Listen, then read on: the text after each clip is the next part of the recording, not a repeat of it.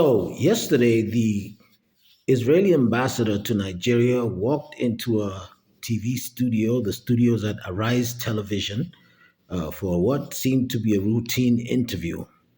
But what ended up happening was more like an interrogation or a courtroom cross examination. The anchors were openly hostile. From the beginning, there was disrespect and disregard in the air, as Rufai Oseni, first of all, called the ambassador by his first name, called him Michael. Are they buddies? I don't know, but even if they are, he was there in an official capacity. So that was the first sign of disrespect. Watch. Michael, I'd like to ask you. Michael, I'd like to ask you. Michael, I'd like to ask you. As you clearly heard, he called him Michael by his first name. That's an ambassador. Now, even if he's your buddy, like I said, this is official. So that was the first sign of disrespect. But it went further. Now, after what seemed like a normal introduction, although I did sense an icy tone from Rufai, and of course, he called him by his first name and everything, he starts by asking the ambassador why Israel is justified in preventing Iran from having nuclear weapons when they have nuclear weapons themselves. The ambassador responds by saying it's because Iran has repeatedly said their aim is to wipe Israel off the face of the earth. And as a country, they cannot allow that to happen, which to me, whether that's an answer, whether you agree with it or not, he gave a straight answer. Now, Rufai now shoots back by saying the ambassador was dodging the question. But was he? Watch. Michael, I'd like to ask you, is this war justified because the fight is against Iran having nuclear weapons and having nuclear proliferations? But according to the Federation of American Scientists, Center for Arms Control, Spiril, Stockholm International Peace Research Institute, accounts of Mordecai Vanun, CIA reports, US assessments in the 60s, goes on and on and on, and the joint, actions between South Africa and Israel. All of these reports point towards Israel having a nuclear weapon. Israel keeps denying, but all this report points towards having Israel having a nuclear weapon. They will not open themselves up for IAEA inspections and the likes. Why are you justifying stopping Iranian nuclear program when you have these nuclear weapons? Is it justified? The man answers the question, and then Rufai comes back with this. You sidestepped my question, Ambassador. I asked you pointedly. Israel has a nuclear weapon. Iran is trying to build one. Is it justified to take away Iran's ability to build a nuclear weapon when Israel has one? If we want truly a nuclear-free world, why can't all of us just drop our nuclear weapons like South Africa stopped their own nuclear weapons program? So you have the nuclear weapon. You don't want Iran to have it. Is it justified what you're doing? Now, Rufai didn't say, does Israel have nuclear weapons? Which would have been a question. He said, Israel has nuclear weapons, which is a statement, which was then followed by his question, which is, what is the justification for stopping Iran from having nuclear weapons when you also have nuclear weapons? Which is what the man answered. The man answered the question he was asked, only for Rufai to come back and accuse him of dodging the question when he in fact did not ask him if they had nuclear weapons or not. What kind of wahala is this? Come on, man. Well, firstly, Israel has never said that we have nuclear weapons. That's your statement. Israel's policy has always been that we won't be the first country to introduce nuclear weapons into the region. But the issue here is not about Israel. The issue here is about Iran. You can see right there, the ambassador went ahead and answered the question which he was never asked, which is whether or not Israel has nuclear weapons. He answered by saying Israel has never said they had nuclear weapons, and they would not be the first to bring nuclear weapons to the region. How do you accuse someone of dodging a question that you didn't ask? I mean, this thing is busting my brain, man. Come on. Rufai wasn't asking the ambassador, he was telling him. Telling someone something is very different from asking him. Then there's the part where the sparks really start to fly when Rufai rudely and savagely asks the ambassador not to interrupt him. So if you think Israel is a saint, I mean, it's your Well, the hold ambassador. on a minute. Hang on a minute. Let me finish. Well, Do not interrupt me, ambassador. Let me finish. All right. Now that was totally uncalled for. He could have said, "Excuse me, I'm not finished," or could have said, hold on a minute." He could have said a number of other things. He didn't have to be all aggressive about it. It was as if Rufai was spoiling for a fight.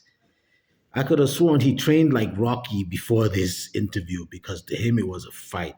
He probably ate raw eggs, jogged 20 kilometers every day, did 2,000 push ups, and got into the ring for some sparring sessions before this interview because he didn't come for an interview, he came for a fight. Now, Rufai said that Israel was not a saint. And he was basically putting words in the ambassador's mouth, accusing him of saying Israel was a saint. He actually said that. But the man never said Israel was a saint. He just told you why they had a problem with Iran and what they were going to do about it. That's it. Now, he gave an example. He used the killing of Iran's supreme leader as an example of Israel's terrorism. Now, was the killing of Iran's leader during a war really a terrorist act? Now, there's some gray areas as regards to what counts as a terrorist attack, but it's accurate to say that terrorism is when you attack soft targets like putting a bomb in a stadium full of civilians or blowing up a bus full of people, or a lot of the suicide bombings where the assailant detonates a bomb in a crowded place with the aim of killing as many people as possible, regardless of who they are, combatant or non-combatant. The leader of a country that has exchanged fire with another country is the commander in chief of the armed forces and therefore considered a combatant, so he's fair game. Rufai should have used another example, like the attack on the girls' school that killed an estimated 150 children. Then he would have put the ambassador on his toes and he would have had a much stronger argument. But at this point, he was emotional, and that made him not ask the right questions. If you see, the ambassador gave a string of instances where Iran has been involved with terrorism, naming places and terror groups. Rufai didn't give any examples to back his claim, even though because emotions had gotten the best of him. At this point, the ambassador's stance was like, "You're being ridiculous," without openly saying so. The ambassador scored further points by saying people were protesting in Iran because they were unhappy with the regime and the regime responded by sending forces to massacre them, which is true. Among the three anchors, Ayo was the only one who was not openly belligerent towards the ambassador. Vimbai was more diplomatic, but she also leaned to one side of the story in some ways. You don't interview people to make friends with them. I get that. You do it to get information, but that can be done without being rude. Rufai was rude, period. After his colleagues asked some questions, he came back saying he didn't expect the ambassador to accept that Israel had nuclear weapons. And like I said before, he never asked him that. Then he said the ambassador was talking about Israel being a saint. He never said that either. Those were Rufai's words. Rufai then went into a list of Israeli atrocities. He should have done that earlier.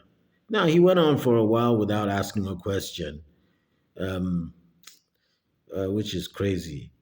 Now, Vimbai, on her part, referred to Hezbollah, the Houthis, and Hamas as the axis of resistance. Yes, there's actually such a thing. It's informal. In other words, but the way she put it was like they're the good guys, they're the freedom fighters. These are terrorist groups. As far as a Christian woman from southern Africa is concerned, these are terrorist groups.